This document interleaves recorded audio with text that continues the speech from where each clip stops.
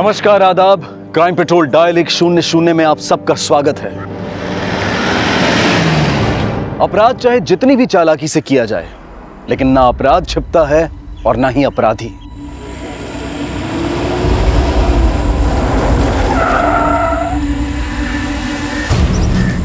जैसी करनी वैसी भरनी का सबक उन्हें भी मिलता है जो किसी और के किए को छुपाने का अपराध करते हैं। 26 मार्च 2016 को कानपुर के शास्त्री नगर थाने की पुलिस को एक अधजला शव मिला। हत्या 25 मार्च 2016 को हुई थी। हत्यारा अभी तक मुखौटे में था और जिसकी हत्या हुई थी उस लड़की का नाम मीनल तिवारी था। शव मिलने के 5 दिन बाद शव की पहचान मीनल तिवारी के नाम से कर ली गई थी। लेकिन इस घटना के 2 महीने बाद भी अपराधी की कोई लीड नहीं मिली थी और यह केस बैकलॉग में चला गया। लेकिन जून 2016 से कानपुर के हर्षनगर इलाके में कुछ नई वारदातों का सिलसिला शुरू होने वाला था, जिसका कनेक्शन मीनल तिवारी की हत्या से भी जुड़ा था।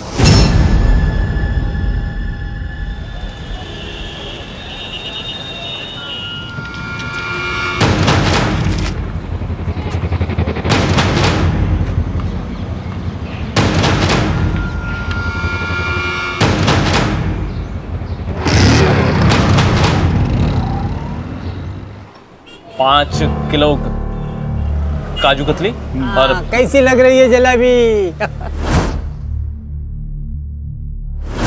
5 किलो रसगुल्ला और 2 किलो रसभरी डाल रहे हैं। 2 किलो रस भरी। संकल्प 5 kilo kaju katli, 5 kilo rasgulla, 2 kilo रस भरी। पैक कर। कार्ड स्वाइप करते हो ना? जी। अरे यार चले।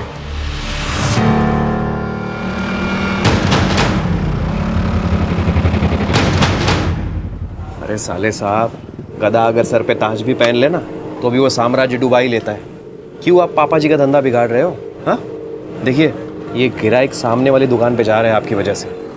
मुनीम जी, उत्तराधिकारी अब मैं। राजकुमारी को अपना बना लेने से ना राजा नहीं बन जाओगे जीजा जी।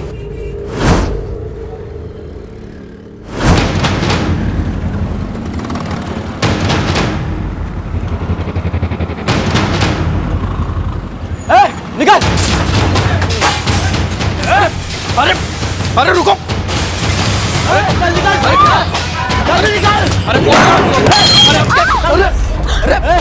आज के बाद अगर इस दुकान में कोई भी कुछ खाया पिया ना तो सबके टांगे तोड़ दूंगा, समझा?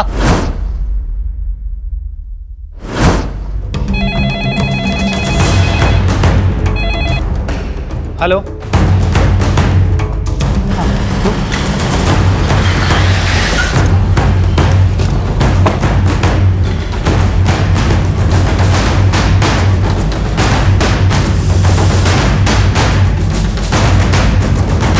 नहीं सर, हम कंप्लेन करना नहीं चाहते और ना केस करना चाहते हैं। आप घबराइए मत, वो लोग जो कोई भी थे हम उनके खिलाफ एक्शन लेंगे। नहीं, हम बात यही ख़त्म करना चाहते हैं और इस मामले में जिनका नुकसान हुआ है उनकी हम भरपाई कर देंगे ना। सर ये मामला यही रफा दफा कर दीजिए। सर वो कंप्लेन करें ना करें, लेकिन हमें करनी है। सर उन गुंडों को पकड़िए। देखिए बेवजह मेरी बीवी का सर फोड़ दिया। कौन थे वो लोग? आप पहचानते हैं उन्हें? नहीं सर, हम यहाँ किसी को नहीं जानते। हम तो यहाँ मिठाई लेने आए थे और 2 गुंडे आए वहाँ पे और धमकी देने लगे। कहने लगे कि इसके बाद इस दुकान पर कोई भी आया तो हम उसे मार देंगे, टांगे तोड़ देंगे। आप फिलहाल इन्हें हॉस्पिटल लेके जाइए, हम देखते हैं।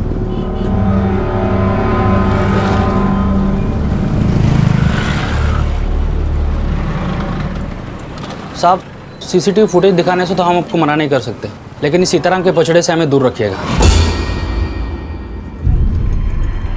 ये जिन 2 गुंडों ने आपके पड़ोस में सीताराम की दुकान में तोड़फोड़ की, उनसे सारा बाजार डरता है क्या? सर गुंडों का तो पता नहीं, लेकिन इस सीताराम दुबे से पूरी बाजार में कोई भी बोलचाल नहीं रखना चाहता है साहब। ऐसा क्यों? सर इसके बारे में क्या पता है साहब?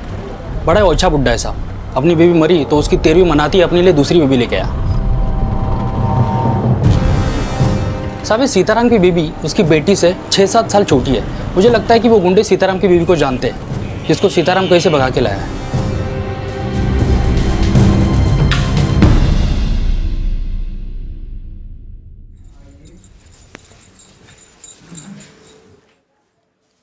लाइए हम कर देते हैं।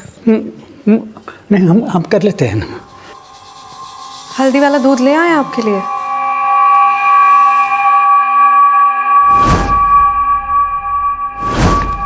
सर, वो हमलावर जिस बाइक पर आए थे उस बाइक का नंबर मैंने आरटीओ भेज दिया है। सर, उन हमलावरों को मार्केट में पहले कभी किसी ने नहीं देखा। हाँ, लेकिन ज़्यादातर दुकानदारों का यही कहना है कि ये अटैक इसीलिए हुआ क्योंकि सीताराम दुबे ने एक 24 साल की लड़की से शादी की थी। सर, कहीं ऐसा तो नहीं कि सीताराम ने उस लड़की से जबरन शादी की हो और केस इसलिए नहीं किया क्योंकि उसका भेद खुल सकता था। और सर, ये भी तो हो सकता है कि हमला करने वाले उस लड़की के जानने वाले हों। ये तो होना ही था। पापा जी ने कांड जो ऐसा किया है वो तो शुक्र मनाओ कि किसी को गोली नहीं लगी। तुम जो आज हो ना, अपने पापा की बदौलत ही हो। आहा, तुम तो उनकी तरफदारी करोगे ही। उन्होंने अपनी बेटी जो तुम्हारे नाम कर दी है, लेकिन उन्हें पता नहीं है कि तुम क्या चीज हो। उनका हिसाब किताब करते करते ना हमारी जिंदगी खराब कर दी है तुमने। तुम्हारे भाई का टेटवा निकालकर तुम्हारे गले में फिट कर दूंगा।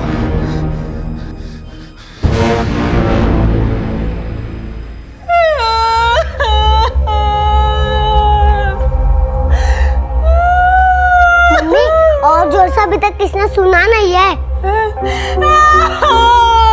तो ये हम पे हाथ भी उठाने लगे।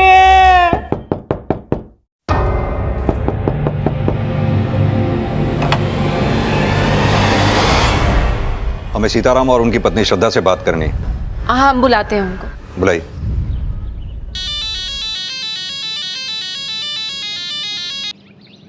हाँ आदर्श। सर, हमने उन दोनों आदमियों को पकड़ लिया जिन्होंने सीताराम की दुकान पर हमला किया था। उनका बोलना है कि सीताराम की दुकान पर तोड़फोड़ करने का उनको पैसा मिला था। किसने दिया था पैसा उन्हें?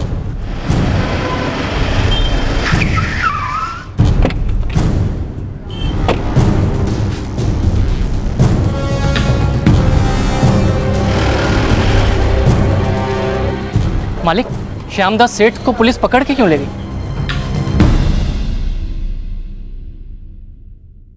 देखो, हमारी इतनी अवभगत मत करना, हमें ये अच्छा नहीं लगता है। देखिए, हम आपके ऋणी हैं। आपकी सेवा करना हमारा फर्ज है। पापा जी, पुलिस आई है। हमें पता चला है आपकी दुकान पे जो हमला हुआ, आपके पड़ोस की दुकान वाले श्यामदास ने वो हमला करवाया था। अरे वो कमीना शुरू से ही हमसे जलता है, उसकी दुकान चलती नहीं है ना। लेकिन हमने तो ये भी सुना है कि हमको पता है कि अब आप क्या पड़ताल करने वाले हैं। अब इस उम्र में हमने शादी की है तो कोई गुनाह की है? हमने ऐसा कब कहा? लेकिन क्या ये शादी आप दोनों की रजामंदी से हुई थी? हाँ, दरअसल हमारी स्वर्गवासी पत्नी की आखिरी इच्छा थी कि हम उसके मरने के बाद में दूसरा घर बसा ले, और इसीलिए तो हमने मैचमेकर.com पे अपना शादी का रजिस्ट्रेशन करवाया, और श्रद्धा ने तो खुद हमें पसंद किया है। क्या ये सच है? जी सर। श्रद्धा ने पुलिस से यही कहा था कि ये शादी उसकी मर्जी से हुई थी, लेकिन 24 वर्षीय श्रद्धा का 63 वर्षीय सीताराम के साथ शादी करना एक ऐसा रहस्य था जो बहुत जल्द एक ऐसे केस को जन्म देने वाला था जिसका कनेक्शन 2 महीने पहले हुई मीनल तिवारी की हत्या से भी जुड़ा था।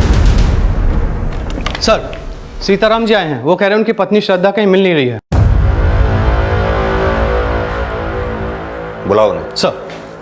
सर, श्रद्धा रोज सुबह 7 बजे केशव नगर मंदिर जाती है और 8 बजे तक घर वापस आती है। अब शाम होने को आई, अब तक उसका कोई पता नहीं चला।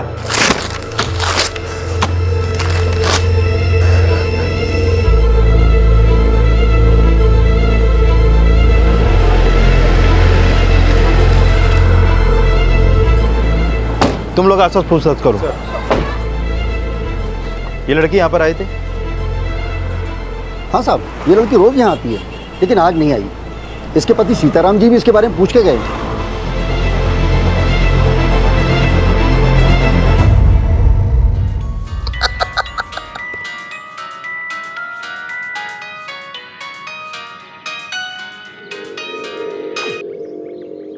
या तुम्हारी माँ गायब हो गई है और तुम यहाँ मजे कर रहे हो?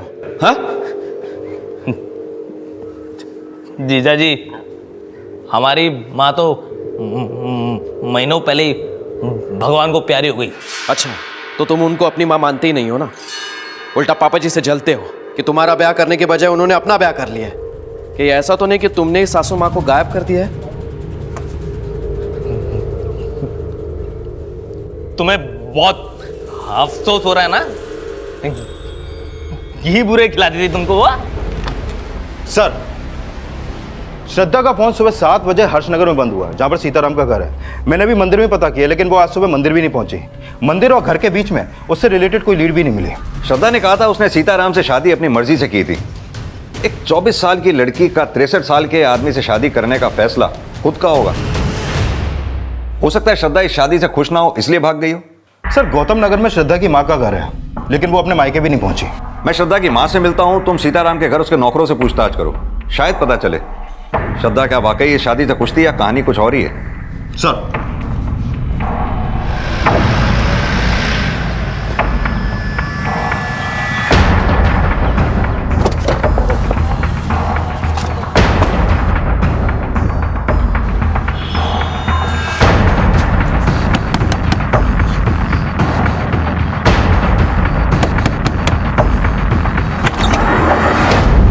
जी साहब। आप श्रद्धा की माँ हैं? जी हाँ साहब। श्रद्धा का कुछ पता चला क्या? अभी तो कुछ पता नहीं चला, लेकिन हमने सुना है श्रद्धा ने ये शादी अपनी मर्जी से की थी। क्या ये सच है? जी साहब। कहीं ऐसा तो नहीं आपने या श्रद्धा ने ये शादी सीताराम की दौलत देख के? नहीं साहब, बल्कि श्रद्धा की शादी उसकी मर्जी और उसकी खुशी से हुई थी। क्या कोई आपका ऐसा रिश्तेदार है जहाँ श्रद्धा जा सकती हो? ऐसा तो कोई रिश्तेदार नहीं है साहब। हाँ, बस उसका एक छोटा भाई है, संकल्प। कहाँ है वो? वो सीताराम जी के यहाँ ही नौकरी करता है। मालिक, श्रद्धा दीदी का कुछ पता चला क्या? हमसे क्या पूछता? मुनीम जी से पूछ, वही रखते हैं खबर उसकी। तो श्रद्धा ने शादी के बाद अपने भाई को सीताराम के यहाँ नौकरी दिलवा दी? जी नहीं साहब, वो शादी के पहले भी वही नौकरी करता था।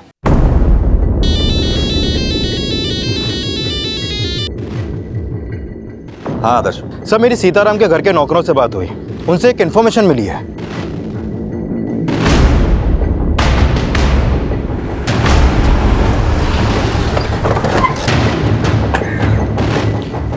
सर, सीताराम के पुलिस स्टेशन आने से पहले ही उनकी बेटी ने उनसे बोला था कि श्रद्धा किडनैप हुई थी। हाँ साहब, लेकिन सेठ जी ने उनकी बात नहीं मानी थी। सर, रितु ने झूठ बोला था हमको। लेकिन रितु ने कहा उसने श्रद्धा को किडनैप होते हुए देखा था। ये सच है ना? सर वो पापा जी, सर जाने दीजिए। क्या जाने दीजिए? जो भी बात है साफ साफ बोलिए। सर आप चुप रहिए। आपने श्रद्धा को किडनैप होते हुए देखा था? हाँ सर, लेकिन पापा जी ने हमारी एक बात नहीं सुनी। वो तो हमें झूठा समझते हैं, इनको तो हमारी किसी बात पे यकीन नहीं होता। कहाँ किडनैप हुई थी श्रद्धा? सर वो केशव नगर में एक सफेद रंग की गाड़ी थी और कुछ लोग उसे उठाकर लेके जा रहे थे। सर हम उसे बचाने भी गए और देखिए ना, उस चक्कर में हमें भी चोट लग गई। आदर्श, इनके साथ जाओ, पता करो वहाँ क्या हुआ था।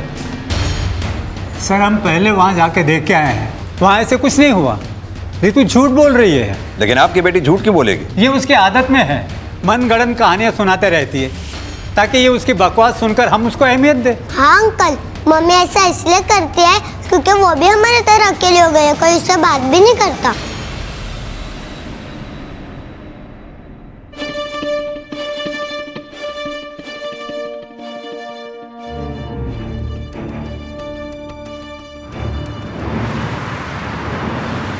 सर एक मिनट। हाँ सर, यही वो जगह है जहाँ से श्रद्धा गायब हुई थी। मेहता, आस पास पूछताछ करो। सर, जब किडनैपिंग हुई क्या टाइम हो रहा होगा? सर वही करीब 7, सवा 7 बजे। श्रद्धा मंदिर जा रही थी और हम सुबह सुबह की वॉक करके घर लौट रहे थे। सर हम घर जाएं, हमारा छोटा बच्चा है ना, उसे भूख लगी होगी। ठीक है, आप जाइए। रितु के बयान के आधार पर पुलिस ने उस एरिया में पूछताछ की, लेकिन वहां न श्रद्धा की किडनैपिंग का कोई विटनेस मिला और ना ही उस एरिया की सीसीटीवी फुटेज से कोई क्लू। सर, सीताराम की बेटी ने जो जगह हमें दिखाई वहां पर पूछताछ भी की और वहां के सीसीटीवी फुटेज भी चेक किए, लेकिन ऐसा कुछ सामने नहीं आया जिससे पता चले कि वहां पर कोई किडनैपिंग भी हुई थी।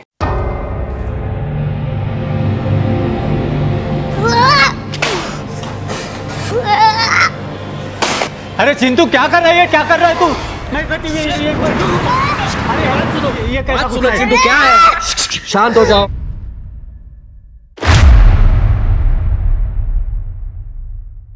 अपनी बेटी रितु को बुलाइए।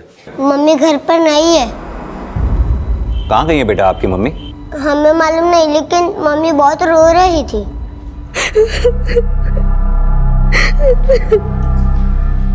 मम्मी, या तो कोई नहीं है, आप किसको दिखाने के लिए रो रही हो?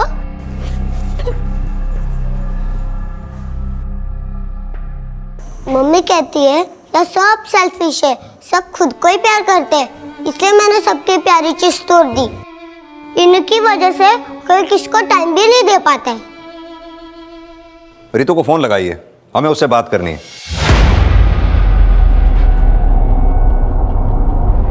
आप जिस नंबर को डायल कर रहे हैं वो इस समय स्विच्ड ऑफ है। सर रितु का फोन स्विच ऑफ आ रहा है। सीताराम जी, कहीं ऐसा तो नहीं रितु ने श्रद्धा को गायब किया और आपसे झूठ बोला हो? अब जब उसका झूठ पकड़ा गया तो वो खुद गायब हो गई। क्या सर आप कुछ भी बोल रहे हैं? हम कुछ भी नहीं बोल रहे, श्रद्धा के गायब होने की वजह जानने की कोशिश कर रहे हैं। कहीं ऐसा तो नहीं इस घर में श्रद्धा से किसी को कोई प्रॉब्लम रही हो, या श्रद्धा को आप लोगों से? श्रद्धा खुद गायब हुई है या आप लोगों में से किसी ने उसे गायब कर दिया है?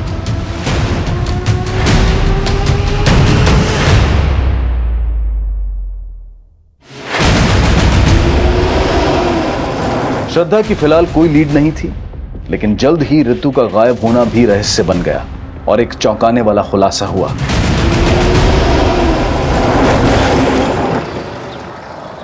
सर, रितु का फोन यहीं पर बंद हुआ था और इसकी लाश भी हमें यहीं पर मिली है। ये देखिए सर, ये निशान लगता है गला घोंट के मारा गया। हमारी टीम आसपास पूछताछ कर रही है, शायद कोई लीड मिले।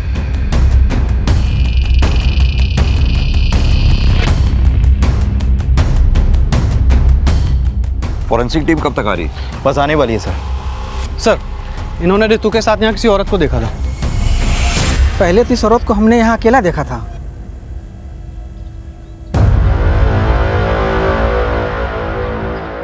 फिर बाद में हम वापस लौट कर आए तो देखा ये औरत किसी और औरत के साथ बात कर रही थी। कौन थी वो औरत? सर उसका चेहरा तो हमने नहीं देखा क्योंकि हम बहुत दूर से देखे थे, पर वो साड़ी पहन रखी थी। सर, श्रद्धा भी साड़ी पहनती है, कहीं ऐसा तो नहीं कि इस आदमी ने जिसे देखा हो वो श्रद्धा ही हो? लेकिन श्रद्धा तो कल से गायब है, रितु से मिलने क्यों जाएगी? सर, हो सकता है श्रद्धा गायब ना हो और रितु के झूठ का कोई राज हो। तिवारी, कहीं ऐसा तो नहीं इस राज का कनेक्शन रितु के मर्डर से हो?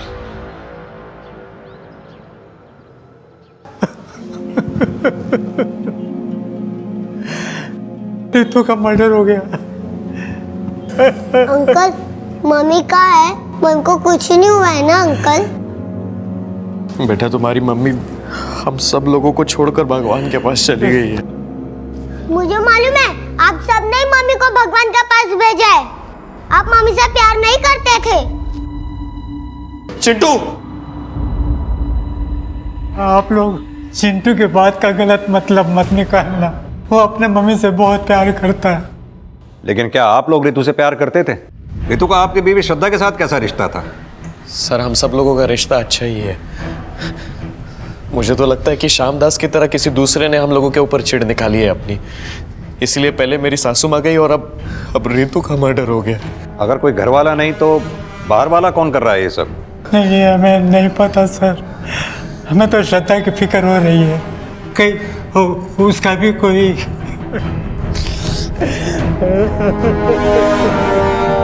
सर, ये बाहर वाले नहीं, किसी घर वाले का ही काम लगता है। मैंने सीताराम के घर के आस पड़ोस में भी पूछताछ की। प्रॉब्लम उस फैमिली में है, वहाँ किसी से नहीं बनती। लेकिन घर वाला ऐसा कौन होगा जिसका श्रद्धा को गायब करके रितु के मर्डर से कोई फायदा हो? सर, श्रद्धा क्यों गायब हुई इसका अभी तक हमारे पास कोई लीड नहीं है, लेकिन रितु के मर्डर में श्रद्धा के कनेक्शन की एक थ्योरी बनती है। कैसी थ्योरी? सर, पता चला है कि श्रद्धा के भाई संकल्प को रितु के पति विशाल ने सीताराम की दुकान पर काम पे लगवाया था और काम पे लगने के 6 महीने बाद ही श्रद्धा की शादी सीताराम से हो गई थी। यानी कि तुम ये कहना चाहते हो कि श्रद्धा की शादी सीताराम से होना विशाल की कोई साजिश है? नॉट श्योर, लेकिन हो सकता है सर। और ये भी हो सकता है कि इस राज का पता सीताराम की बेटी रितु को भी चल गया हो। तो तुम्हारे कहने का मतलब है कि रितु के साथ जो औरत देखी गई थी वो श्रद्धा थी और श्रद्धा ने रितु का मर्डर विशाल के इशारे पे किया होगा।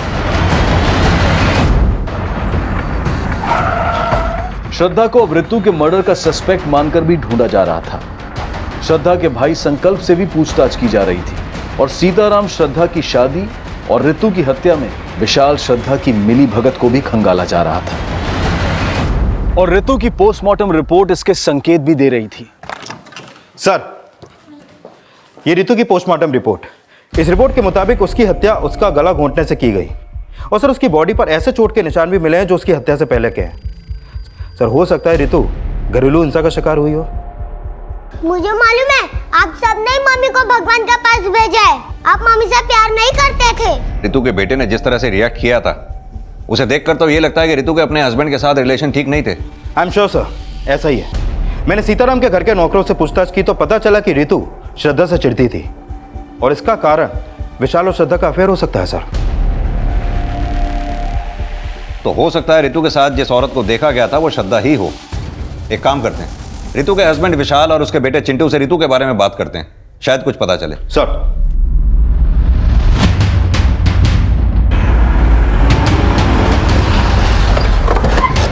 To into 1 is equal to 2, 2 into 2 is equal to 4। हमें आप दोनों से कुछ बात करनी है।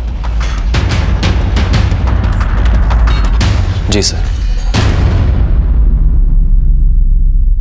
चिंटू बेटा, डरो नहीं, जो भी जानते हो खुल के बताओ। क्या आपके पापा आपकी मम्मी को मारा करते थे?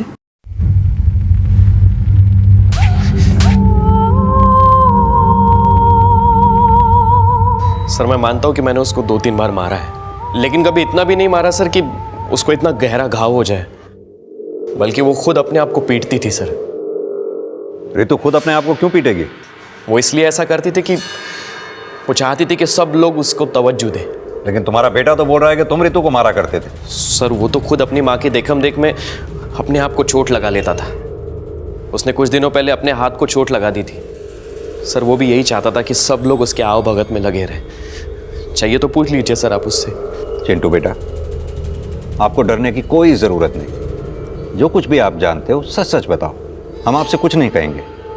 हाँ अंकल, हमने ही अपने हाथ पे चोट लगाई थी। रितु, इसे केसर का दूध पिला देना। पापा जी, डॉक्टर ने पहले बोला है उसे खाना खिलाने के लिए और उसी के बाद तुरंत दवाई। इसे खाना खिला देते हैं ना? नहीं, हम अपनी मम्मी के हाथ से ही खाना खाएंगे। हेलो जी।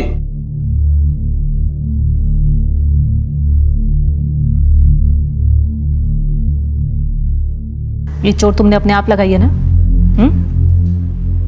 देखते ही पहचान गए थे। आखिरकार खून तो अपनी माँ का ही हो। हाँ? और हाँ, अगली बार अपनी आप भगत करानी हो ना तो अपनी मामा का सर फोड़ के आना, तो गोदी में बैठा के खिलाएंगे, समझे? चलो अब मुंह खोलो, लो तू सब भी मम्मी के हाथ से ही खाएंगे। लेकिन क्यों बेटा? क्योंकि घर में हमसे कोई बात नहीं करता था। जब चोट लगी तब सब प्यार करने लगे, बाद में वापस वैसा ही हो गया। लेकिन आपसे ऐसा करने के लिए किसने बोला? किसी ने भी नहीं। जब हमने देखा कि मम्मी खुद को बेल्ट से मारी थी और नाना जी और पापा को कहा कि पापा जी, ये अमित ने हमें बेल्ट से मारा। उसने कहा कि हम चिंटू और विशाल जी को लेके यहाँ से चले जाए, और अगर हम इस घर से नहीं गए ना तो वो हमें जान से मार देगा।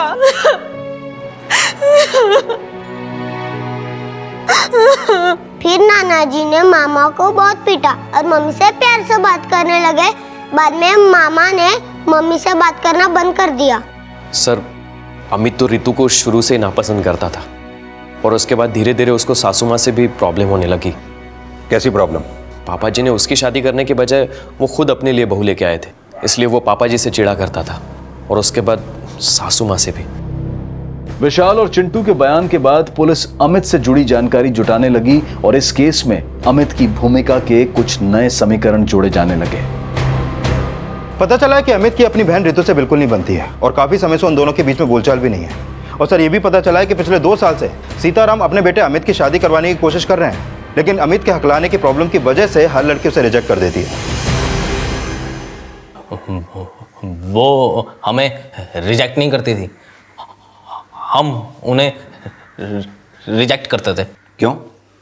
तुम शादी नहीं करना चाहते थे क्या?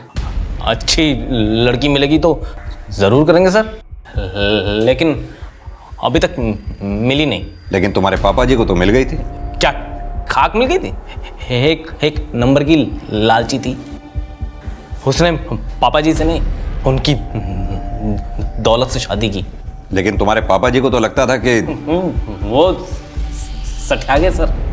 हमें तो लगता सर कि वो श्रद्धा पापा जी को चूना लगाकर भाग गई, और पापा जी किसी को बता नहीं रहे हैं क्योंकि उनकी इज्जत पर बात है ना। अगर ऐसा था तो तुम्हें कैसे पता चला? हम पापा का चेहरा पढ़कर समझ गए। चेहरा तो तुमने अपनी बहन का भी पढ़ लिया होगा। सुना है बड़ी प्रॉब्लम थी तुम्हें रितु से।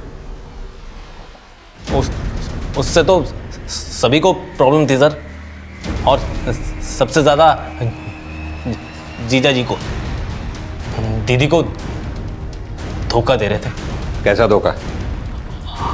हमने बताया ना सर, श्रद्धा बहुत चालाक लड़की थी सर। एक तरफ हमारे जीजा जी से चक्कर चला रही थी, और दूसरी तरफ मौका देखते ही पापा जी को लूट कर भाग गई।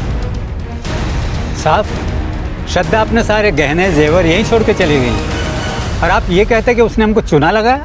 हम नहीं कह रहे, आपके बेटे ने कहा है। वो श्रद्धा पापा जी को चूना लगाकर भाग गई। ऐसा कुछ नहीं हुआ साहब। आपके बेटे अमित और दामाद विशाल, इनके बारे में आपकी क्या राय है? क्या इन्होंने ये कांड किया होगा? साहब, ना तो ये कांड हमने किया है, ना हमारे दामाद या बेटे ने। ये जरूर किसी बाहर वाले का काम है। फिलहाल इस केस में पुलिस को किसी भी बाहर वाले का हाथ होने का कोई क्लू नहीं मिला था। शक के घेरे में अब तक सिर्फ घर वाले थे। सीताराम, अमित, विशाल सब रडार पर थे, और इसी दौरान पुलिस को एक ऐसी इंफॉर्मेशन मिली जिसने इस केस का रुख ही बदल दिया। सर, जिस दिन श्रद्धा गायब हुई उसी शाम मीरपुर पुलिस को एक लाश मिली थी।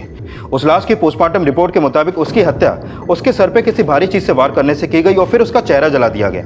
और सर, पोस्टमार्टम रिपोर्ट के मुताबिक उसकी उम्र 24 साल के आसपास की होगी।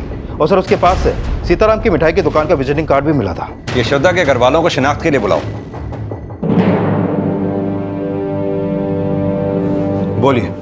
क्या बोलिए सर, इसका तो चेहरा भी जला हुआ है। कैसे पहचानेंगे कि ये श्रद्धा है? इस बॉडी के चेस्ट में राइट साइड में एक तिल है। ये क्या श्रद्धा की बॉडी पे ऐसा कोई तिल था? इसके बारे में हमें कुछ नहीं मालूम। सर, कोई प्रेग्नेंट लड़की मरे तो उसके जांच से ये पता चल सकता है कि वो प्रेग्नेंट थी। श्रद्धा प्रेग्नेंट थी? जी सर, दरअसल पापा जी सासू माँ ने मुझे नहीं, मेरा मतलब है कि रितु को इसके बारे में बताया था। ऐसा रितु ने मुझे बताया था। जी, ये लड़की तो प्रेग्नेंट नहीं थी। सीताराम जी, हाँ, क्या श्रद्धा प्रेग्नेंट थी? इसके बारे में हमें कुछ पता नहीं है। हाँ, शायद हमारी बेटी को बताया हो।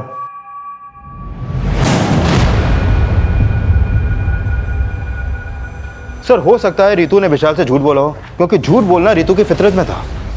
ऐसा भी तो हो सकता है रितु ने ये बात विशाल को बताई ना हो, विशाल खुद इस बात को जानता हो कि श्रद्धा प्रेग्नेंट थी।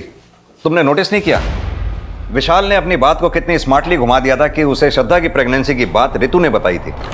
सर मैंने श्रद्धा की माँ से भी बॉडी की शिनाख्त करवाई, लेकिन उसने भी मानने से मना किया कि वो बॉडी श्रद्धा की है। और सर, उसने ये भी कहा कि श्रद्धा की चेस्ट पे कोई तिल नहीं था। क्या श्रद्धा की माँ ये बात जानती थी कि श्रद्धा प्रेग्नेंट थी? नहीं सर। यानी श्रद्धा की माँ को ही नहीं, बल्कि श्रद्धा के पति सीताराम को भी श्रद्धा की प्रेगनेंसी के बारे में पता नहीं था। मुझे लगता है अगर श्रद्धा प्रेग्नेंट रही होगी तो जरूर वो सीताराम की वजह से तो नहीं रही होगी। तो सर, क्या अमित का शक सही था? वाकई में विशाल और श्रद्धा के बीच में कोई अफेयर रहा होगा? हमें चाकू दिखा के नाटक कर रहा था ना। अब तो हम तो पक्का जान चुके हैं कि श्रद्धा रानी पापा जी की नहीं, आपकी रानी थी। वो देखो अमित, हमारा मुंह मत खुलवाओ, नहीं तो क्या बकवास बंद करो। क्या? हाँ, क्या कर लेंगे? अगर श्रद्धा और विशाल का अफेयर था तो श्रद्धा कहाँ है ये विशाल को जरूर पता होगा। विशाल पे नजर रखो, श्रद्धा के भी पास प्रेजेंट को अच्छी तरह से खंगालो। श्रद्धा गायब नहीं हुई है, शायद कहीं छुपी हुई है। सर माना श्रद्धा कहीं छिपी हुई है, लेकिन मीरपुर पुलिस को जो डेड बॉडी मिली है, अगर वो श्रद्धा की नहीं है तो उसके पास से सीताराम स्वीट्स के विजिटिंग कार्ड मिलने का क्या राज है? इस केस में ऐसे कई और राज भी थे जो परत दर परत खुलने वाले थे, लेकिन जल्द ही मीरपुर पुलिस ने उस बॉडी की पहचान पता कर ली जिससे पहले श्रद्धा की लाश समझा जा रहा था। बॉडी का डीएनए होना अभी बाकी था, लेकिन लड़की की पहचान सोनम शर्मा के नाम से उसकी मां मीनाक्षी शर्मा द्वारा की गई। जब हर्षनगर पुलिस सोनम की मां मीनाक्षी से मिली तो सामने आया कि सोनम का सीताराम स्वीट्स में भी अक्सर आना जाना था। मीरपुर पुलिस को इस लड़की की लाश मिली थी। उनका कहना है इस लड़की का अक्सर आपकी दुकान पर आना जाना था। सर यहाँ तो रोज कई ग्राहक आते जाते रहते हैं, अब पता नहीं ये आती थी या नहीं। सर, इस लड़की को हमने कई बार यहाँ देखा है। वो बड़े मालिक से मिलने आई थी। तुम श्रद्धा के भाई संकल्प हो ना? जी जी। बड़े मालिक कौन? सीताराम? जी सर।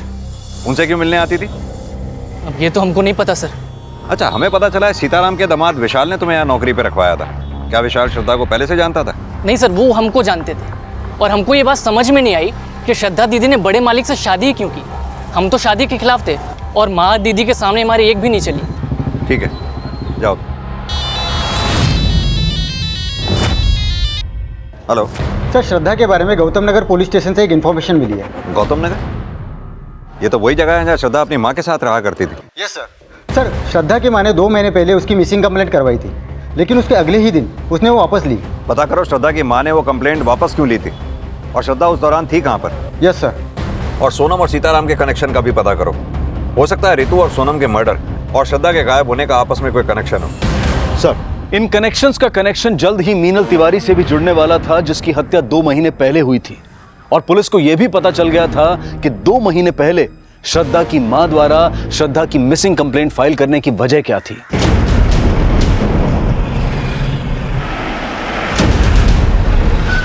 साहब, दरअसल उस दिन श्रद्धा हमको बिना बताए अपनी किसी सहेली के घर चली गई थी और हमें लगा कि वो कहीं खो गई है, इसलिए हमने पुलिस कंप्लेंट की।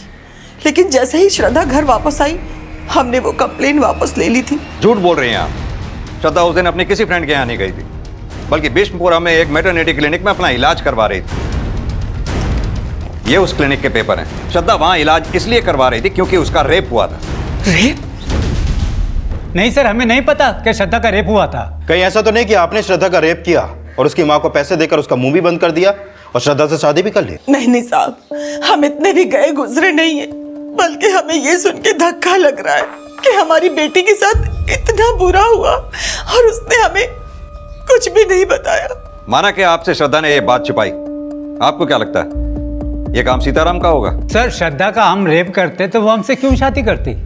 हमें तो लगता है कि हमसे ये बात छिपाई गई है कि श्रद्धा का रेप हुआ था। तो हो सकता है सीताराम जी कि अब ये बात आपको पता चल गई और आपने श्रद्धा को गायब कर दिया या फिर करवा दिया।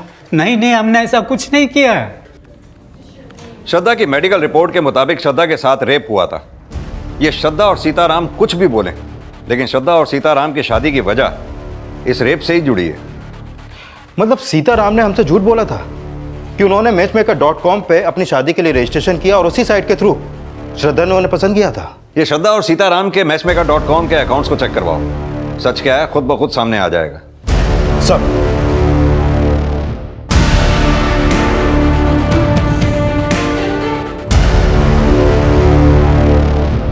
सर, मैचमेकर.com पर सीताराम का तो अकाउंट है, लेकिन उस साइट पर श्रद्धा का कोई अकाउंट नहीं है। इसका मतलब सीताराम ने हमसे झूठ बोला था? सर, सीताराम ने हमसे सोनम शर्मा के बारे में भी झूठ बोला था। वो अपने अकाउंट से सोनम शर्मा से चैट करता था, और वो सिर्फ सोनम शर्मा से ही नहीं और कई लड़कियों के भी टच में था। वो सीताराम जिन जिन लड़कियों से चैटिंग करता था उनके बारे में पता करो। तुम सीताराम को बुलाओ। सर, हमें श्रद्धा की एक ईमेल आईडी का पता चला है जो अभी भी एक्टिव है। पिछले दिनों श्रद्धा उसी आईडी के थ्रू यूट्यूब चैनल पे गर्भ संस्कार के वीडियो देख रही थी। सर, उनके वीडियो तो प्रेगनेंसी से संबंधित होते हैं, यानी श्रद्धा प्रेग्नेंट है, उसका ईमेल आईडी भी एक्टिव है, मतलब वो गायब नहीं है। सर, लास्ट टाइम उसने जिस आईपी एड्रेस के थ्रू लॉगिन किया था वो आगरा के एक साइबर कैफे गए। आगरा पुलिस से कांटेक्ट करो, पता करो श्रद्धा खुद साइबर कैफे गई थी या फिर कहानी कुछ और ही है। सर, सीताराम के नंबर पे कॉल किया तो उसके दामाद विशाल ने फोन उठाया। सीताराम ने सुसाइड कर लिया। क्या?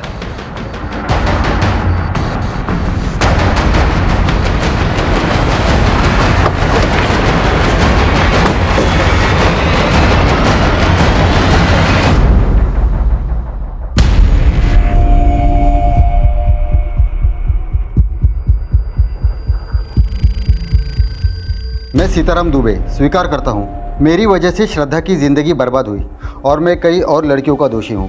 मैं अपना गुनाह कबूल करता हूँ, इसलिए आत्महत्या कर रहा हूँ। सीताराम दुबे। क्या सीताराम ने वाकई आत्महत्या की थी? फिलहाल इसकी जांच चल रही थी, लेकिन सुसाइड नोट में श्रद्धा के अलावा जिन लड़कियों का नाम आया था वो कौन कौन थी? सर, सीताराम के मैट्रिमोनी अकाउंट से उनकी जिन जिन लड़कियों से चैटिंग होती थी उसमें सोनम के अलावा एक मीनल तिवारी नाम की भी लड़की थी, और 2.5 महीने पहले मीनल की भी हत्या उसी तरीके से हुई जिस तरीके से सोनम की हुई थी। मीनल और सोनम की तो हत्या हुई, लेकिन श्रद्धा के गायब होने का क्या राज हो सकता है? सर, आगरा के जिस साइबर कैफे में श्रद्धा के आईडी पर लॉगिन किया गया वहां पर कोई भी सीसीटीवी नहीं लगा, और ये पता चला है कि जब सोनम की हत्या हुई उस समय सीताराम के फ़ोन की लोकेशन सोनम की फ़ोन की लोकेशन से अलग थी। और सर, ये भी पता चला है कि सीताराम के मैट्रिमोनियल अकाउंट को उसके लैपटॉप और उसके दुकान के पीसी से ऑपरेट किया जाता था। Excuse me sir. हेलो, ठीक है सर। आगरा से पीएसआई यादव का फोन था। जिस साइबर कैफे से श्रद्धा के आईडी पर लॉगिन किया गया उस गली में एक सीसीटीवी मिला है, उसमें श्रद्धा कैप्चर हुई है। श्रद्धा अगर जिंदा थी तो फिर मीनल और सोनम की हत्या का राज क्या था? क्या श्रद्धा के गायब होने का कनेक्शन मीनल और सोनम की हत्या से जुड़ा हुआ था? क्या सीताराम की आत्महत्या कोई साजिश थी? सर, जिस दौरान मीनल की हत्या हुई तब भी सीताराम के फोन की लोकेशन मीनल के फोन की लोकेशन से मैच नहीं करती। सर, कहीं ऐसा तो नहीं कि सीताराम को फंसाने के लिए कोई और उनकी आईडी से चैट करता हो? सीताराम ने हमें खुद ये बात बोली थी कि उसका मैचमेकर.com पे अकाउंट था और उस अकाउंट को वो खुद ऑपरेट करता था। वहीं दूसरी तरफ भीष्मनगर मैटरनिटी क्लिनिक वालों ने भी ये साफ किया था कि श्रद्धा के साथ रेप हुआ था। सर, ऐसा भी तो हो सकता है कि श्रद्धा की कोई चाल हो, वो सीताराम को ब्लैकमेल कर रही हो, और इसमें उसका साथ विशाल ही नहीं बल्कि उसका भाई संकल्प भी उसका साथ दे रहा हो। इन सबको अच्छी तरह से खंगालो, और सीताराम के बेटे अमित को भी। सर,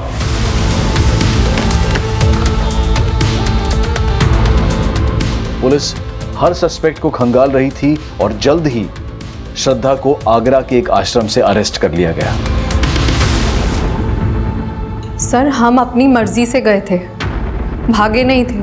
सर, हमारी वजह से सीताराम जी को बहुत बदनामी सहनी पड़ रही थी। 2 महीने पहले तुम्हारे साथ दुष्कर्म हुआ, हाँ या ना? हाँ सर, लेकिन कौन था वो दोषी? सर, हमें नहीं पता। सर, हमें तो किसी ने बेहोश किया और फिर हमारे साथ। किसी ने तुम्हें बेहोश किया या तुमने सीताराम को बेहोश करके उन्हें ब्लैकमेल किया, उनसे शादी कर ली, और जब ये राज रितु को पता चला तो रितु को भी मार डाला? क्या रितु दीदी का मर्डर हो गया? रितु ही नहीं, सीताराम जी की भी मौत हो गई है। सीताराम जी? नाटक करने की कोई जरूरत नहीं है अब। नहीं सर, हम नाटक नहीं कर रहे हैं। सर, हमें नहीं पता हमारे जाने के बाद यहाँ क्या क्या हो गया। श्रद्धा अपने बयान पर कायम रही कि ना तो वो ये जानती है कि उसका रेप किसने किया था, और ना ही रितु के मर्डर और सीताराम की मौत के बारे में उसे कुछ पता था। लेकिन ये साफ था कि वो प्रेग्नेंट थी, और उसकी इस हालत को देखते हुए फिलहाल पुलिस ने उसे रिहा कर दिया। लेकिन पुलिस को जल्द ही इस केस में एक स्ट्रॉन्ग लीड मिली। सर, सीताराम की आईडी से जिन लड़कियों से चैटिंग की जाती थी उनमें से एक लड़की से मेरी बात हुई। ये उसकी फोटो, इसका नाम आकांक्षा है। इससे सीताराम मिला था? हाँ सर, वो इससे अमित के किए की माफी मांग रहा था, क्योंकि सीताराम का अकाउंट अमित ऑपरेट करता था, और जहां पर मीनल और सोनम का मर्डर हुआ वहां भी अमित का फोन एक्टिव था।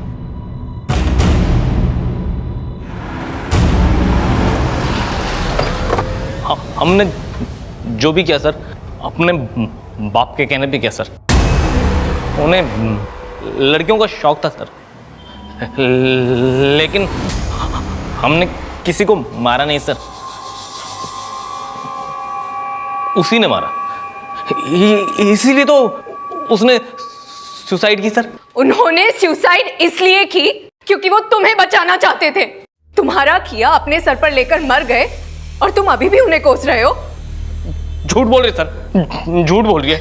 नहीं सर, हमारे सच का सबूत हमारे पेट में पल रहा है। इसी ने हमारे साथ रेप किया था।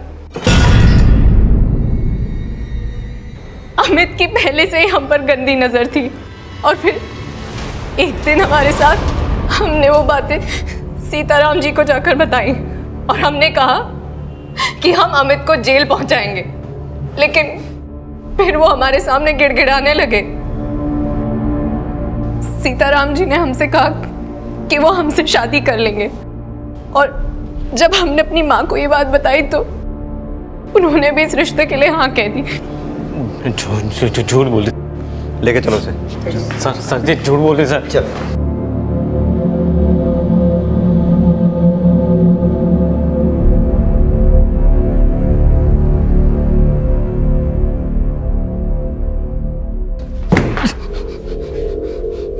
हमें लड़कियों से नफरत है, सब सेल्फिश होती हैं, सबको सिर्फ पैसे से प्यार होता है।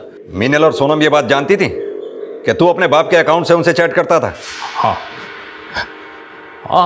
और उनको कोई ऐतराज़ भी नहीं था, सब हमसे रिश्ता रखे हुए थे, क्योंकि हमारा बाप पैसे वाला था ना। लेकिन हमने किसी को चेप नहीं होने दिया, लेकिन जब मीनल चेप हुई तो उसको मार दिया।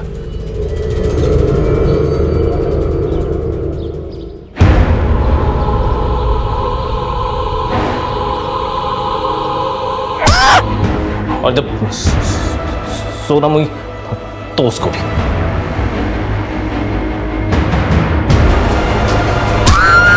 हमारा बस चलता तो हम श्रद्धा को भी मार देते। लेकिन अपनी बहन रितु को क्यों मारा? हमने रितु को नहीं मारा। अमित ने रितु का मर्डर नहीं किया था, और सीताराम की पोस्टमार्टम रिपोर्ट और सुसाइड नोट पर मिली हैंडराइटिंग के सीताराम की हैंडराइटिंग से मैच होने की वजह से यह माना जा रहा था कि सीताराम ने आत्महत्या ही की होगी। लेकिन रितु की हत्या किसने की थी? सर, श्रद्धा की मां लक्ष्मी की एक इंफॉर्मेशन मिली है। जिस दिन रितु का मर्डर हुआ उसकी फोन की लोकेशन उसी एरिया की थी जहां पर हमें रितु की लाश मिली। तो हो सकता है रितु के साथ जो औरत देखी गई थी वो श्रद्धा की मां ही हो। साहब, हमसे भूल हो गई साहब। जब रितु गायब हुई तो हमें पता चला कि आप लोगों को रितु पे शक है, क्योंकि उसने आप लोगों से झूठ बोला था कि श्रद्धा किडनैप हो गई थी, और तब हमने रितु का पीछा किया।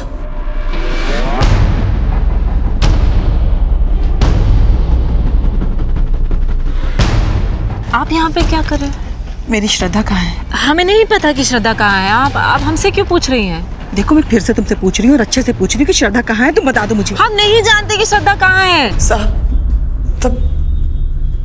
तब हमें अपनी बेटी की फिक्र थी, इसलिए। तुम्हें अपनी बेटी की फिक्र थी कब? उसका रेप हो गया, उसे इंसाफ दिलाने के बजाय उल्टा उसी घर में ब्याह दिया जिस घर में उसका रेपिस्ट रहता था।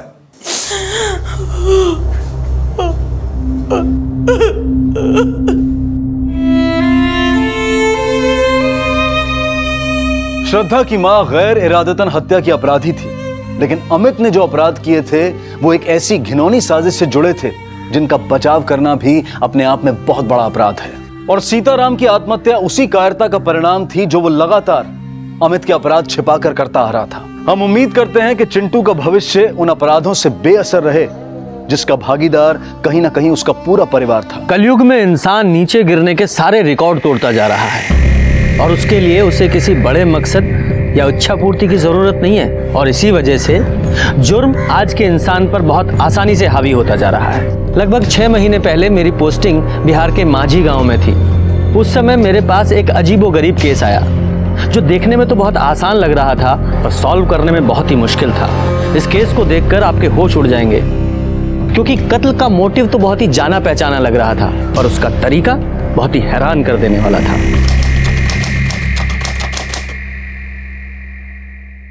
आनंद, हम तुमको कह रहे हैं, हम दोनों भागकर शादी कर लेते हैं। रमा, हम तुमसे प्यार करते हैं, कोई मजाक बात थोड़ी है। तुम्हारे बाबूजी को समझना पड़ेगा ये। मेरे घर वाले सच में कभी नहीं मानेंगे। हम समझाएंगे तुम्हारे पापा को, देखना वो मान जाएंगे। तुम बिल्कुल टेंशन मत लो। अंकल मेरी बात सुनिए, देखिए प्लीज मत मारो आनंद को। हमारी बात रमा, चल प्लीज पापा, पापा प्लीज, पापा मैं और आनंद बहुत प्यार करते हैं। तो आप प्यार का भूत तो हम उतारेंगे, तू घर चल पहले। छोड़िए पापा हमें। चल चल, पूरा खुमारी उतार देगा तुम्हारा। तू मिश्रा हमारे जूते का औकात नहीं है, उसके बेटे ने ब्याह करेगी, अपना मर्जी चलेगी, अरे जान मार देंगे तुम्हारी। अरे क्या कर रहे हैं आप? अरे ये जो की तो की, आप भी कोनो अच्छा नहीं कर रहे हैं, आप भी तो गलती कर रहे हैं ना। अरे जवान बिटिया को बड़े बाजार में बेइज्जत करते हुए खींचते हुए घर से ला रहे हैं। अरे गलती हो गई कि घसीट कर लेकर आए, मार कर लाना चाहिए था, अक्ल ठिकाने आती है। काबे हमारा लौंडा होके पिट के आए, शर्म नहीं आया तुमको? हैं? इसको दावा बोल रही हो तुम? जंग जीत के नहीं आया तुम्हारा लाल, पिट के आया लौंडिया चकल्लस में, वो भी उसके बाप से। साला खुद का इज्जत तो है नहीं, हमारी इज्जत पे मुंह दिए। अबे मेमना बने का बेटा, तुमसे बतिया रहे हैं, कहा नहीं ये खींच के दो झापड़ू सिला को। बाबूजी हम उनको कैसे मारते? हम रमा से इतना प्यार करते हैं तो उनके पापा पे कैसे हाथ उठाते हैं? कैसे प्यार का भूत हम उतार के रहेंगे। चल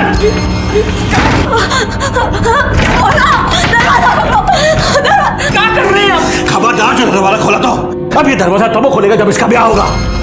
बराबर का लड़का देखकर 2-4 दिन में इस मुसीबत को यहाँ से चलता कर देंगे। आनंद ऐसा कुछ नहीं होने देगा। आनंद हमको बहुत चाहता है। आनंद हमारा ब्याह किसी और से होने नहीं देगा, देख लीजिएगा आप। देखा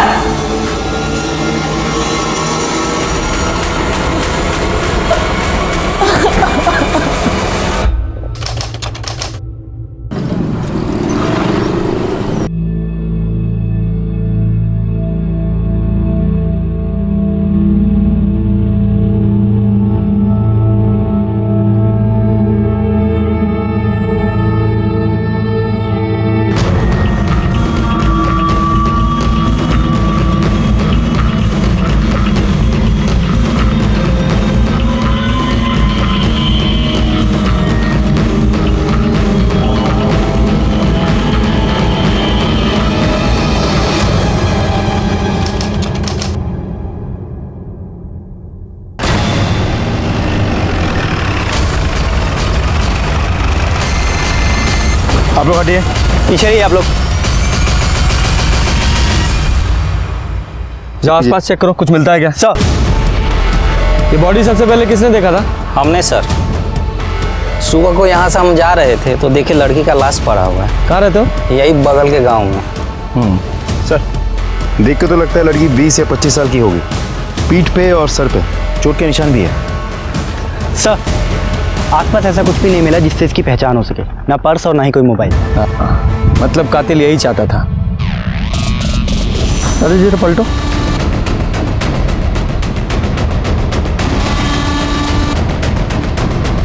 पीठ पे 3 घाव है और सर पे भी चोट का निशान है और आसपास खून की एक बूंद भी नहीं है।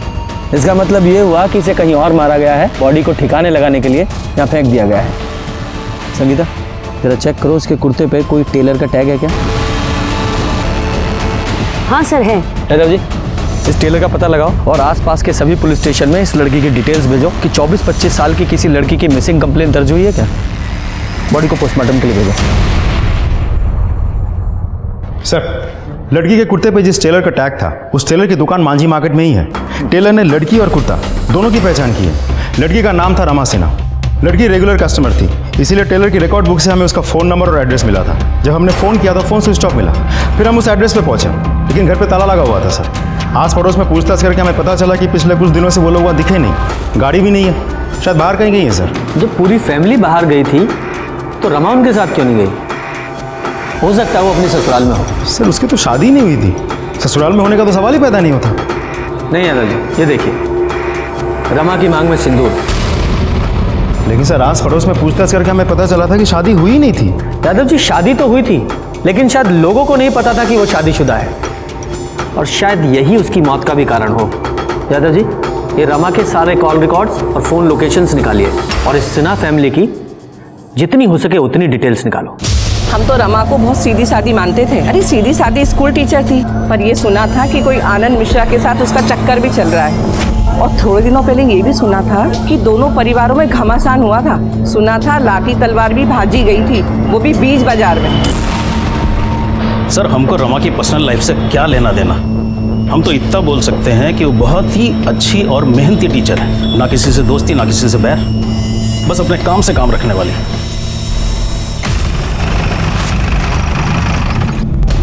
अब आदमी के जाने के बाद साहब का बुरा बोले, लेकिन रमा के कारण अभिजीत बाबू थोड़ा परेशान रहते थे। 2 दिन हो गए साहब, उनका कुछ पता ही नहीं कहाँ चले गए। उनका फ़ोन लगाओ तो ना उनका फ़ोन लगता है ना उनके बेटे का फ़ोन लगता है। माल आया पड़ा है साहब, पेमेंट करनी है साहब। 2 दिन से बहुत परेशान है, कहाँ गए कुछ मालूम ही नहीं है। सर मैंने कई लोगों से पूछताछ की, लेकिन किसी को भी नहीं पता सिन्हा फैमिली कहाँ है, और उनके फ़ोन्स भी स्विच ऑफ आ रहे हैं सर। यादव जी, ये अभिजीत, रत्ना और शिवम तीनों के कॉल रिकॉर्ड्स और मोबाइल लोकेशन निकलवाओ। तब तक इस आनंद से मिलते हैं, देखते हैं वो क्या कहता है। साहब आनंद का शादी रमा से हुआ, उसके बाद रमा अपनी अम्मा के घर गई आशीर्वाद लेने। एक बार को हम अपनी अम्मा से मिलना चाहते हैं। फिर लौटी नहीं साहब। आप ही सोचिए साहब, हमरे बिटुआ पे का गुजरी होगी। अरे बौरा गया है साहब एकदम। अपने बेटे को बुलाइए, उससे बात करनी है हमें। अरे क्या बात करिएगा साहब, उससे होश ही नहीं है उसको। दिन रात रमा के घर के चक्कर लगाता रहता है। कह रहा था कि उसके परिवार वाले रमा को जबरदस्ती ले गए और दूसरा ब्याह कर देंगे उसका। यह पॉसिबल नहीं है, रमा का मर्डर हो गया है। मर्डर? अरे कहा होगा हमारे बिटुआ का, लेकिन कौन मर्डर किया साहब उसका? फिलहाल तो हमें नहीं पता, हो सकता है आपके बेटे आनंद ने किया हो। बुलाओ उसे। अरे साहब बुलाएंगे तो तब ना, जब वो घर पे होगा। आता ही नहीं है घर पे। यादव जी, हमें आप सबके फ़ोन नंबर्स चाहिए, और एक बार आपका बेटा घर लौटा है तो पुलिस स्टेशन भेज दीजिएगा। ठीक है साहब।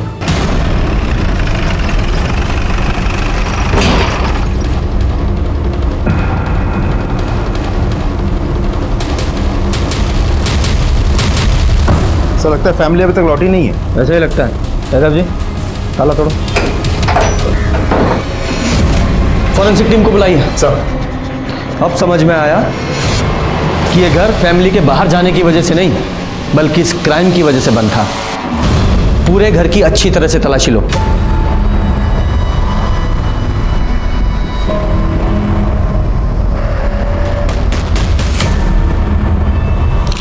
सर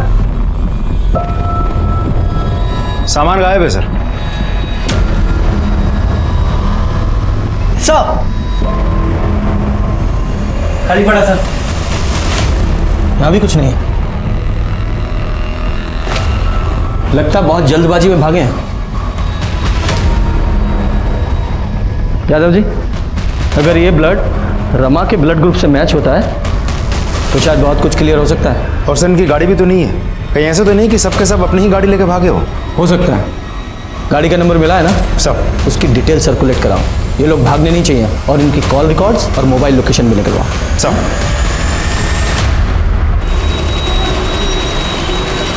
यादव जी। जी सर। ये सिन्हा फैमिली की कार का कुछ पता चला? नहीं सर, हमने सारे टोल नाका और चेक नाका पर उस गाड़ी की डिटेल्स भेज दी है, लेकिन हमें नहीं लगता सिन्हा फैमिली ने स्टेट बॉर्डर क्रॉस किया हुआ। अगर किया होता तो हम तक इन्फॉर्मेशन पहुंच जाती सर। कहीं ऐसा तो नहीं कि सिन्हा फैमिली कहीं छुप के बैठी हो, वरना कार गई कहाँ? सर, सिन्हा फैमिली के घर पे जो ब्लड मिला था उसकी फॉरेंसिक रिपोर्ट। यादव जी, सब ये जो सिन्हा फैमिली के घर पे जो ब्लड मिला है, ये तो रमा का ही है। इसका मतलब रमा का पहले घर में खून किया गया और बाद में उसकी बॉडी को ठिकाने लगाने के लिए फेंक दिया गया। लेकिन सर खून किया किसने? फैमिली ने। पॉसिबल है, हो सकता है ये ऑनर किलिंग का केस हो, क्योंकि सिन्हा फैमिली को ये रमा और आनंद का रिश्ता पसंद नहीं था, और जब रमा ने आनंद से शादी कर ली और घर वापस आई तो गुस्से में फैमिली ने उसे मार दिया और बाद में बॉडी को फेंक के फरार हो गया। फॉरेंसिक रिपोर्ट और सर्कमस्टांशियल एविडेंस के बाद ये कंफर्म हो गया कि ये केस ऑनर किलिंग का ही है। अभिजीत सिन्हा को ये रिश्ता पसंद नहीं था, फिर भी रमा ने भागकर शादी कर ली। अपने बाप के गुस्से को अनदेखा करके वो अपनी माँ से आशीर्वाद लेने पहुंची, लेकिन वापस नहीं लौटी। और अब हमारे लिए सबसे ज़्यादा ज़रूरी था सिन्हा फैमिली और उनकी कार का मिलना। सर अगर ये केस ऑनर किलिंग का होता तो माँ बाप जिंदा होने चाहिए थे, लेकिन उन दोनों का भी मर्डर हो गया, और घर के अंदर हमें रमा का ब्लड मिला। मतलब माँ बाप को कहीं और ले जाके मारा गया होगा, लेकिन समझ में नहीं आ रहा है माँ बाप को कौन मार सकता है और क्यों। देखो किसने मारा ये तो कंफर्म नहीं बोल सकते, पर वो रमा का पति जो आनंद है उसके पास भी मोटिव है। उसका कुछ पता चला? नहीं सर, लेकिन वो जब भी घर वापस आएगा या फ़ोन स्विच ऑन करेगा हमें इन्फॉर्मेशन मिल जाएगी। और सर, ये अभिजीत सिन्हा का बेटा शिवम सिन्हा वो भी तो गायब है, तो ऐसा भी तो हो सकता है कि तीनों मर्डर्स उसी ने किया हो और गाड़ी लेके फरार हो गया हो। लेकिन मोटिव क्या हो सकता है सर? यादव जी, अगर एक बार को मान भी ले कि शिवम ने पैसे और गहनों के लिए अपने माँ बाप को मारा, तो वो उनके कपड़े लेकर क्यों जाएगा? और वैसे भी अपने परिवार का वो इकलौता वारिस है, पैसों के लिए मर्डर क्यों करेगा? सर, सिन्हा फैमिली के कॉल रिकॉर्ड्स।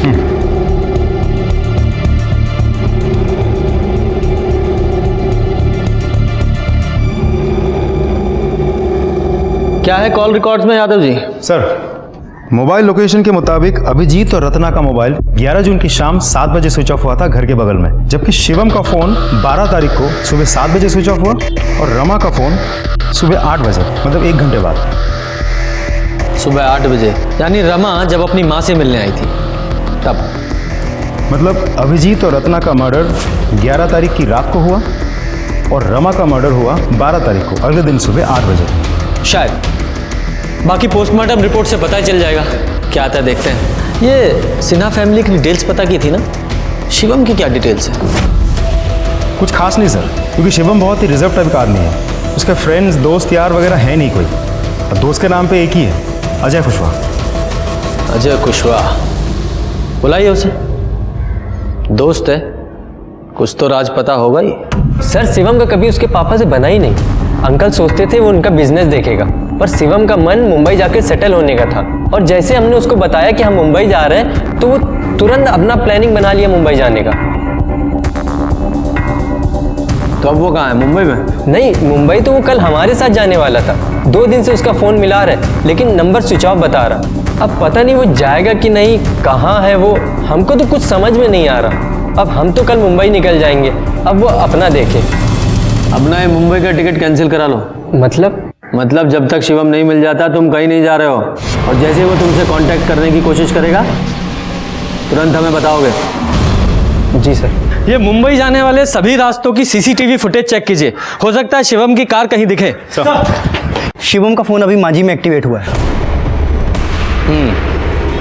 जिस आदमी को हम मुंबई तक ट्रेस करने की कोशिश कर रहे हैं, वो यहाँ मांझी में बैठकर हमें बेवकूफ़ बना रहा है। यादव जी, इस शिवम की लोकेशन ट्रेस करो, और इससे पहले कि ये दोबारा हमारे हाथ से निकले, उठा कर लाइए उसे। लोकेशन तो यही दिखा रहा है। आगे? जी सर, मैं फॉलो करता रहूँ। सर, लोकेशन के हिसाब से तो यही जगह है। फोन लगाओ। सर, इस घर से नहीं आ।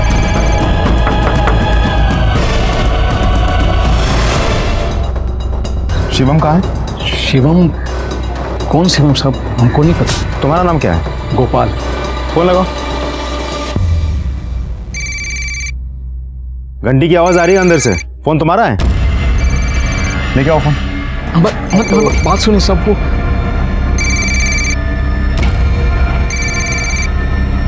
सब ये फोन है। ये फोन किसका है? बताओ किसका है? थाने में लेके चलूं? नहीं साहब, ये फोन हमारा नहीं है, पड़ा हुआ मिला था। कहाँ?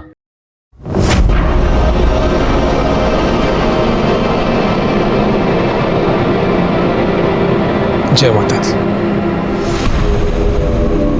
बैटरी खत्म हो गई तो मोबाइल बंद पड़ गया, और हम भी चार्ज नहीं किए। फिर सब जब 2-3 दिन हो गए तो हम मोबाइल चार्ज किए, आज ही ऑन किया था साहब। कि आप सब माफ़ी दे दो साहब, गलती हो गई। ठीक है। ये फ़ोन कहाँ मिला था तुम्हें? वो बजाज रोड नंबर 3 पे सर। Bajaj road number 3? ये अभिजीत सिन्हा का घर वही है ना? जी सर।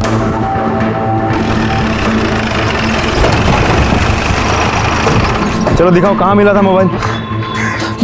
यहाँ पे था साहब, वो एक गाड़ी खड़ा हुआ था उसके नीचे टायर के पास। स्टिकर उसी गाड़ी पे लगा हुआ था? नहीं साहब, यहाँ पे 2 गाड़ी खड़ा हुआ था, एक यहाँ और एक वहाँ पे, वो सलेटी कलर का। सब माता रानी का फोटो देख के हम सोचे थे कि मोबाइल नहीं लेते, अभी लालच आ गया साहब। हम सच कह रहे हैं, इसके सिवा हमें कुछ नहीं पता है साहब, माफ़ी दे दो हमको। सर, ये दूसरी गाड़ी किसकी हो सकती है? कहीं ऐसा तो नहीं कि शिवम के साथ इन मर्डर्स में कोई और भी इन्वॉल्व है और दूसरी गाड़ी उसी की थी? हाँ हो सकता है, क्योंकि गोपाल को जब शिवम का फ़ोन मिला था तो वो ऑन था। इसका मतलब शिवम ने खुद वो फ़ोन ऑफ नहीं किया था, गलती से उससे कहीं गिर गया था। यादव जी इस शिवम का जल्दी से जल्दी पता लगाना होगा।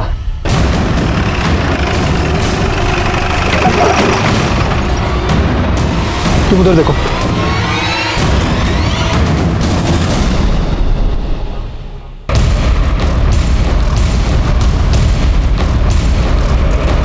लाश को बाहर निकालो।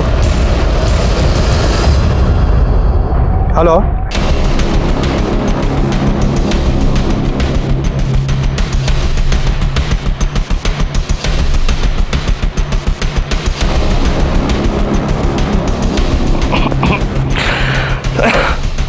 यादव जी बॉडी जिस तरह से डिकम्पोज हुई है उसे देखकर लगता है कि इसकी मौत 6-7 दिन पहले ही हो चुकी है। बॉडी पर कोई घाव का निशान भी नहीं है, मतलब किसी अलग तरीके से मारा गया है।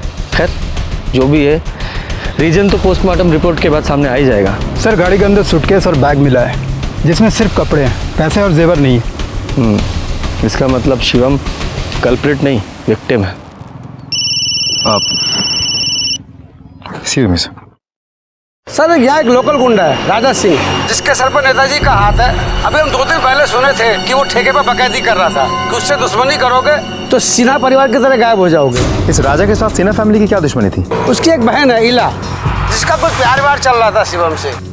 ठीक है सर, लगता है सिन्हा फैमिली का मर्डर मिल गया। इस बार तो गठबंधन पार्टी लेकर रहेगी। राजा कहाँ है? पता नहीं साहब। सर्च करो। साहब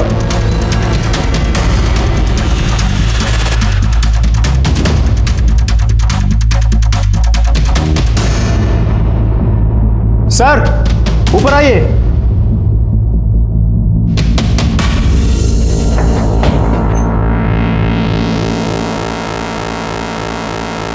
कौन है आप? समय इला। राजा की बहन। तो बताइए राजा कहाँ है? सब मुझे नहीं मालूम। भाई को बचाने के लिए झूठ बोल रही हो? जिसने मेरी जिंदगी बर्बाद की है उसे बचाने का कोई शौक नहीं है मुझे। मतलब? वो चाहता था कि हम अपनी जिंदगी उसके तरीके से जिए। शिवम सिन्हा नाम के लड़के से प्यार करती हूँ मैं। जब ये बात उसे पता चली तो उसने हंगामा कर दिया। जब मैं प्रेग्नेंट हुई तो जबरदस्ती मेरा बच्चा गिरवा दिया। इतने से भी नहीं माना वो। और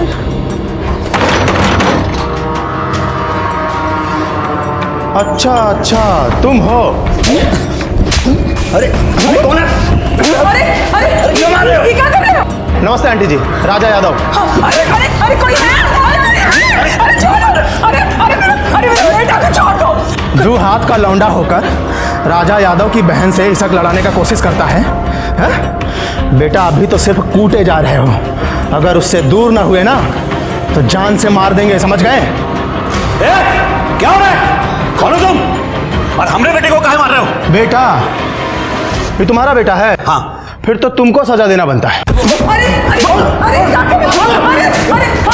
हम पुलिस को बुलाएंगे। हम छोड़ दो। शर्म नहीं आता तुमको ऐसा नालायक बेटा पैदा करते हुए?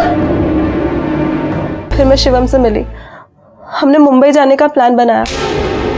मैं 20 तारीख को शिवम को मुंबई में मिलने वाली थी। आप प्लीज मेरी मदद कीजिए ना। अगर आप मुझे यहाँ से नहीं निकालेंगे तो मेरा भाई मुझे कभी यहाँ से निकलने नहीं देगा। प्लीज सर मुझे शिवम से मिलना है। सॉरी, आप शिवम से अब कभी नहीं मिल पाएंगे। क्यों? क्या हुआ? उसका मर्डर हो चुका है। क्या?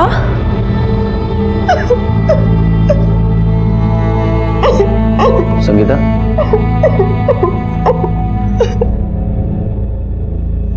मैं आपकी हालत समझ सकता हूँ, बस एक आखिरी बात बताओ, तुम्हें लगता है तुम्हारा भाई राजा शिवम को मार सकता है? Yadav ji sir, state border seal करो। राजा भागना नहीं चाहिए। सारे खबरियों को एक्टिवेट करो। 24 घंटे के अंदर अंदर राजा मुझे लॉकअप में चाहिए। जी सर। मुझे लगता है आपका शक सही था। शिवम की मौत भी 11 जून को रात 8 से 10 बजे के बीच हुई थी, गला घोटने की वजह से। लेकिन फॉरेंसिक रिपोर्ट के हिसाब से गाड़ी में कोई फिंगरप्रिंट्स नहीं मिले और ना ही स्टीयरिंग व्हील में मिले। लेकिन हाँ, गाड़ी के सीट और डिक्की में जो ब्लड स्टैंड मिले हैं उसके साथ अभिजीत, रत्ना और रमा के ब्लड ग्रुप मैच हुए हैं। यादव जी, इसका मतलब ये हुआ कि कातिल ने सिन्हा फैमिली की बॉडीज को ठिकाने लगाने के लिए उन्हीं की कार का इस्तेमाल किया और उस पे से सारे फिंगरप्रिंट्स मिटा दिए। लेकिन उसने एक गलती कर दी, उनकी कार से उसने ब्लड स्टेन नहीं हटाए। उसने अभिजीत, रत्ना और रमा तीनों का फोन स्विच ऑफ कर दिया। लेकिन शिवम का फोन स्विच ऑफ नहीं कर पाया क्योंकि उसे पता ही नहीं चला कि उसका फोन कब और कहां गिरा, जो कि बाद में गोपाल को मिला। हो सकता है सर। पर यादव जी, मुझे एक बात समझ में नहीं आ रही है कि कातिल ने 11 तारीख की रात को अभिजीत, रत्ना और शिवम तीनों का खून कर दिया, लेकिन रमा को उसने 12 तारीख की सुबह यानी कि 12 घंटे के बाद मारा। इसका मतलब है कि कातिल लगातार सिन्हा फैमिली के घर में बना हुआ था। कौन हो सकता है वो? राजा? क्योंकि पॉलिटिशियन का हाथ सर पे होने की वजह से उसका कॉन्फिडेंस बढ़ गया हो, या फिर आनंद, वो भी तो गायब है। यादव जी, इन दोनों का जल्दी से जल्दी पता लगाना होगा। यह केस ऑनर किलिंग से लेकर शिवम के स्वार्थी होने से होता हुआ अब एक बदले की भावना का लगने लगा था, जिसमें राजा का मोटिव तो क्लियर था, पर आनंद जो इतने समय से गायब था उसका मोटिव हमें समझ में नहीं आ रहा था। अगर वो रमा से शादी करने के लिए इतना बेचैन था तो उसका मर्डर क्यों करेगा? हम लोग इसी उधेड़-बुन में थे, तभी इस केस में एक नया किरदार और नया एंगल सामने आया। अब ये कौन है? सर ये साहब, हम प्रकाश कुमार, सिन्हा परिवार के एकमात्र रिश्तेदार बचे हैं साहब। वो कैसे? साहब, रत्ना सिन्हा हमारी बुआ थी। अच्छा। हमारे पिताजी की इकलौती बहन। सब बहुत साल पहले पिताजी का देहांत हो गया, फिर 3 साल पहले अम्मा भी गुजर गई। फिर बुआ हमको फ़ोन करके बोली कि यहीं आ जाओ, फूफा जी के काम धंधे में हाथ बटाना। तो पिछले 3 साल से हम यहीं हैं साहब, और फूफा जी के खानदान में भी कोई है नहीं, तो हम ही हुए एकमात्र रिश्तेदार। ठीक है, मान लिया तुम उनके रिश्तेदार हो, पर ये कहानी हमें क्यों सुना रहे हो? साहब थोड़ा धैर्य से सुने, तो उसी पे आ रहे हैं। अब बैठ जाएं। बैठो। धन्यवाद साहब।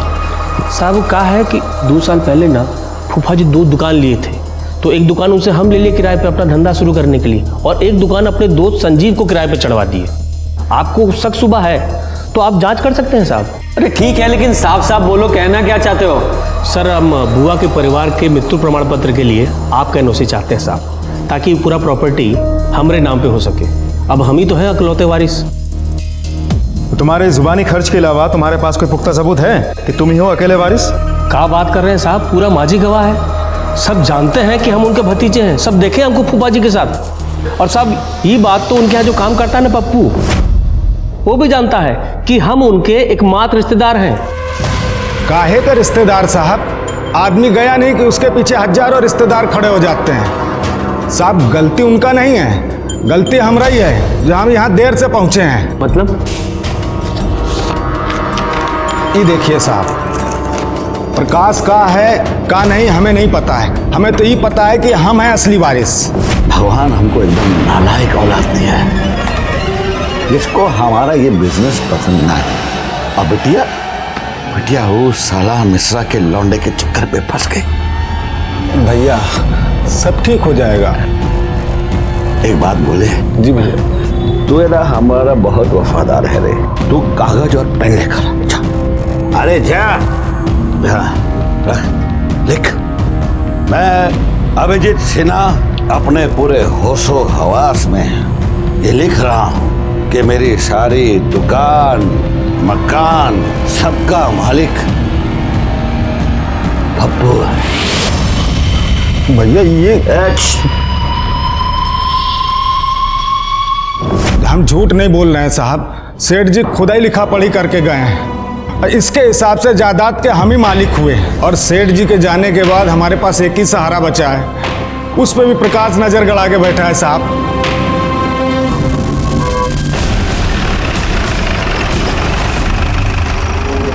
सेठ जी भले आदमी थे साहब, प्रकाश ने दुकान किराए पे दिलाया था। प्रकाश तो तुम्हारा दोस्त है ना, तुम्हें तो पता ही होगा कि वो अभिजीत सिन्हा की प्रॉपर्टी पे क्लेम कर रहा है कि वो उनका अकेला वारिस है। सारी प्रॉपर्टी उसे ही मिलनी चाहिए। क्या हुआ, कुछ प्रॉब्लम है? कुछ कहना है इस बारे में? हेलो, हाँ ठीक है, तुम नज़र रखो, हम पहुँचते हैं। सर, राजा का पता चल गया।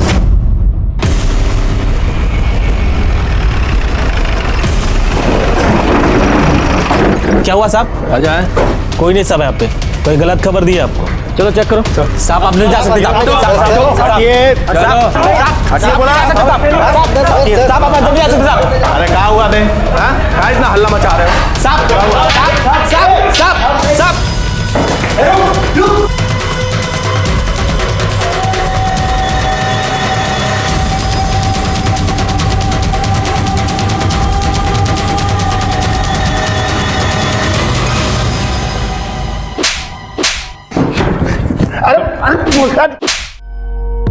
हम सच कह रहे हैं, हमने कुछ नहीं किया, हमने किसी को नहीं मारा है। जब तूने कुछ किया ही नहीं है तो भाग क्यों रहा था? अरे वो इला के चक्कर में हम शिवम और उसके परिवार वालों को धमकाए थे कि वो इला से दूर रहे, और फिर जब सिन्हा परिवार गायब हो गया तो हम भी ऐसे झूठ में हेकड़ी झाड़ दिया कि सब हमने किया है।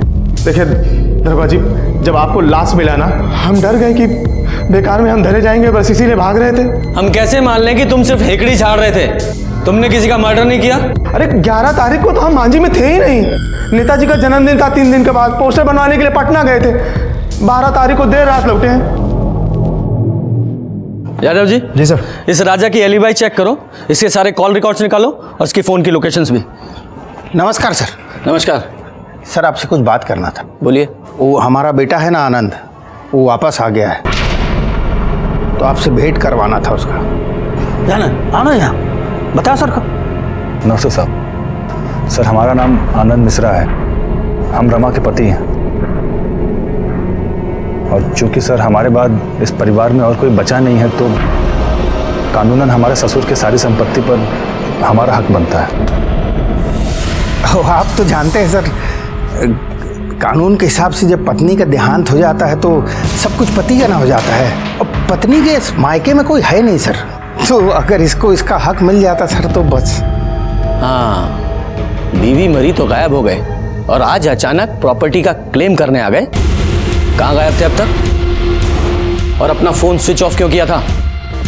सर, रमा के गुजर जाने के बाद हम किसी से मिलना नहीं चाहते थे और ना ही किसी से बात करना चाहते थे, इसीलिए हमने अपना फ़ोन स्विच ऑफ कर दिया था और बिना किसी को कुछ बताए हम पटना चले गए थे अपने दोस्त के पास। एकदम ऐसा ही बोल रहा है सर, एकदम ऐसा ही बोल रहा है।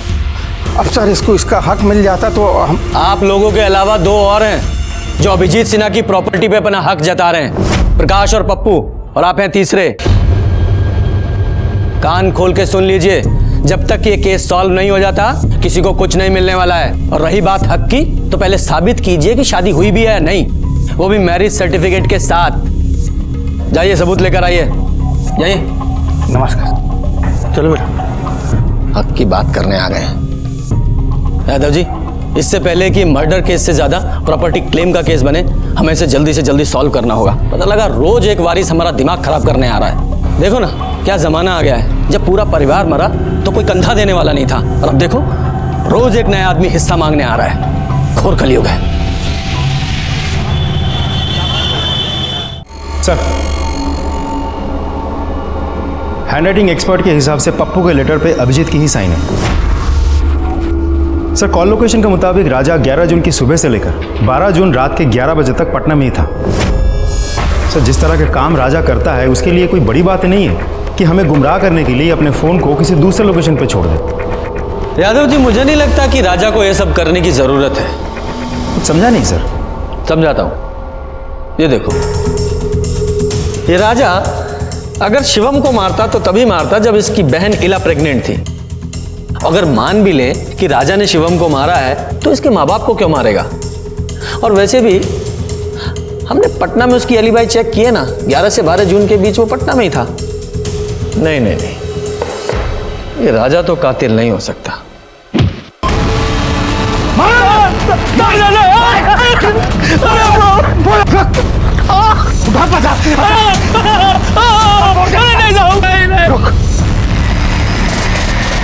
पहुंच गए ना, चुपचाप निकल ले हो। सिन्हा साहब की प्रॉपर्टी पे सिर्फ हमारे बिटुआ का हक है, क्या समझे? खुशी खुशी मान जाओ, नहीं तो और भी तरीके आते हैं हमको, समझ गए ना? चलो रे।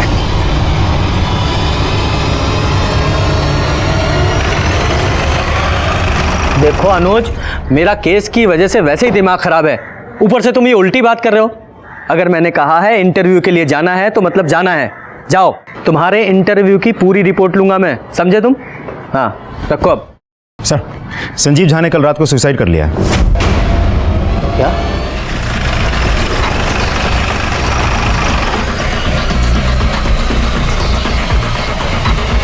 हटिए साइड, हटिए। आप लोग हटिए प्लीज, हटिए। आइए सर।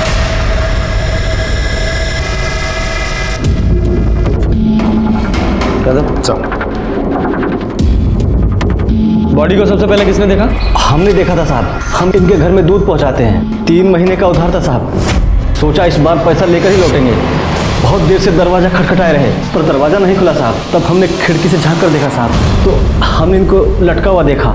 हमने मकान मालिक को फ़ोन किया और बाद में आपको भी कॉल किया साहब। एम्बुलेंस को कॉल करो। सर, शराब पी रखी थी इसने। दिखाओ। तो शायद शराब के नशे में इसने आत्महत्या कर ली है। ऐसा ही लगता है। इन सबको फॉरेंसिक के लिए भेजो। Yadav ji sir, postmortem report जल्दी से जल्दी चाहिए।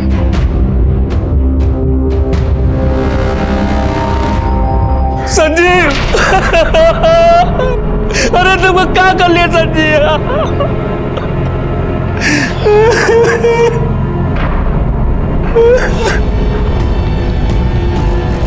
ये संजीव तुम्हारा दोस्त था ना?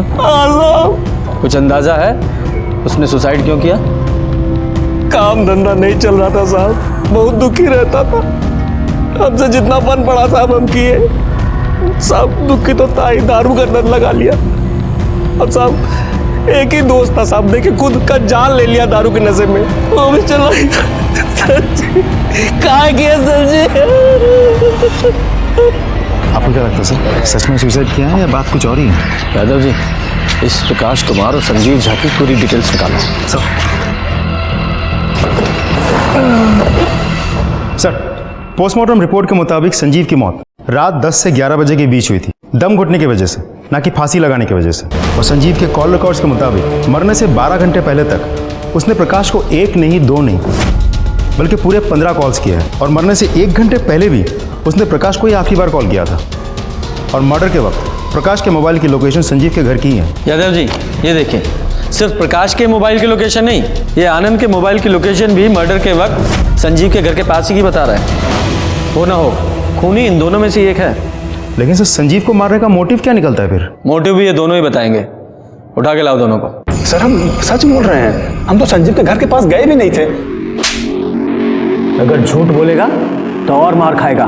मार से बचना है तो सच बोल। बोल, सच बोल। सर ये सब हम अपनी मर्जी से नहीं कर रहे थे, ये पापा हमको सिखा पढ़ा करके भेज रहे थे। उन्होंने कहा था कि संजीव को जाके बोले कि वो दुकान खाली कर दे। और जब सर ये बात हम बोल कर निकले तब तक वो जिंदा था। और सर उसके बाद हम पप्पू के पास चले गए कि वो प्रॉपर्टी पे क्लेम ना करें। सर आप यकीन मानिए, ये सब पापा हमसे जबरदस्ती करवा रहे थे। हमको कुछ नहीं चाहिए सर, हम तो सिर्फ रमा से प्यार करते थे और वो हमें अब कभी नहीं मिलेगी सर, हम उसे कभी देख नहीं पाएंगे। इसकी हालत देख के तो ऐसा नहीं लगता है किसी का खून कर सकता है, और रमा का तो बिल्कुल नहीं। अब देखते हैं ये प्रकाश क्या बोलता है।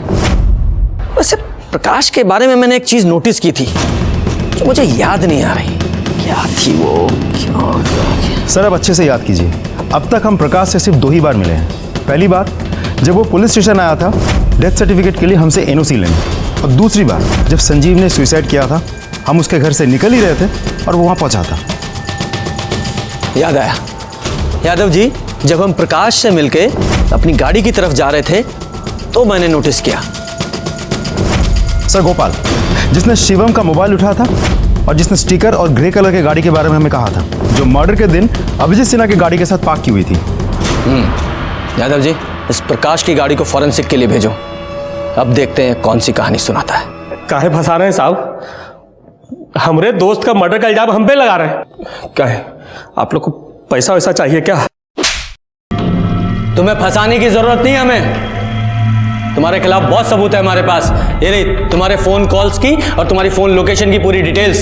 संजीव को मारने से पहले तुमने उससे फोन पे बात की थी ना, फिर अपनी दुकान से उसके घर गए थे ना, वहां आधा घंटा रुके थे और उसके बाद 8:15 बजे तुम अपने घर गए थे।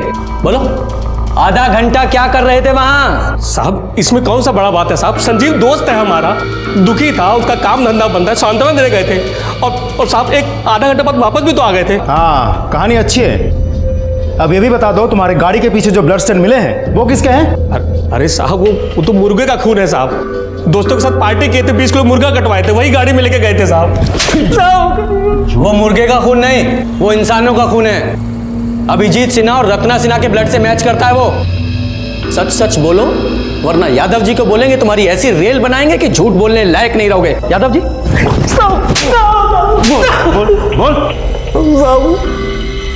रत्ना बुआ का प्रॉपर्टी हमको मिल रहा था साहब, तो इस संजीव दुकान छोड़ने को तैयार नहीं था, ऊपर से साहब किराया देने के लिए भी मना कर दिया था। बोलता था कि तुमको तो सब फोकट में मिल रहा है, तो काहे दुकान का रेट लगाए हुए हो। साहब दोस्तों के साथ चिरकुट जैसा बात कर रहा था, तो हमको भी गुस्सा आ गया, तो हम उसके घर पे गए और ऐसा दिखाए कि जैसे हम उसका बात मान लिए। हमको मालूम था कि तुम हमारी परेशानी जरूर समझोगे। I love you, I love you. नहीं, ये तो हमें समझ में आ गया कि तूने प्रॉपर्टी के लिए मारा, लेकिन सिन्हा फैमिली को मारा कैसे? तो बार बार बोल रहे थे कि किराया भरो नहीं तो चलते बनो। अब साहब अपने सगे भतीजे के साथ ऐसा कोई करता है क्या? दुकान खाली करो का धमकी सुन सुन के ना उपटा गए थे एकदम। तो हम सोचे कि मार डालेंगे, तो फिर हम फूफा जी को फोन किए और कहे कि किराया देने के लिए हम घर पे आ रहे हैं। देखो, हमको 6 महीने का पूरा किराया चाहिए, कौन बहाना नहीं। चिंता मत कीजिए फूफा जी, आज के बाद आपको कोनो तकलीफ नहीं होगा। पापा क्या होगा बाबू?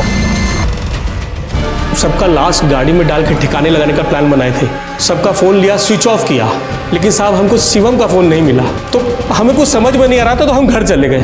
फिर सोचे कि अगले दिन उन्हीं की गाड़ी से उन्हीं लोगों का लाश ठिकाने लगाएंगे। अगले दिन उनके घर पहुंचे, उनका गाड़ी की चाबी ढूंढ ही रहे थे, तभी साहब। अम्मा,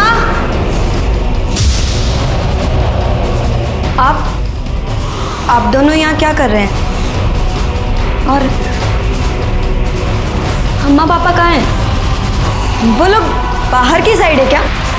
सर अब परिवार में कोई बचा नहीं था, तो हमको लगा कि सब हमको ही मिलेगा। अब प्रॉपर्टी पे हक तो तुम्हें मिलने से रहा।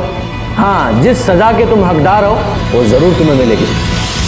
जैसे अच्छे कर्मों का फल देर से ही सही पर मिलता है, उसी तरह जुर्म की और पाप की सजा भी तय है। ये केस शुरू हुआ था एक लड़की के कत्ल से, जो शुरू में ऑनर किलिंग जैसा लग रहा था। शिवम का एंगल सामने आया तो प्रॉपर्टी के स्वार्थ जैसा लगा।